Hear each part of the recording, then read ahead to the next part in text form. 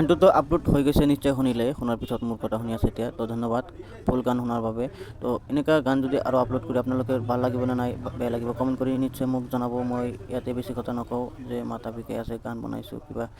তো এনেকুৱা গান যদি লাগে কমেণ্ট কৰিব, আৰু যদি কোনোবাই গান বিচাৰে কপিৰাইট নোহোৱাকৈ মই গান বনাই দিম আপোনালোকক। তো 7099403150 কল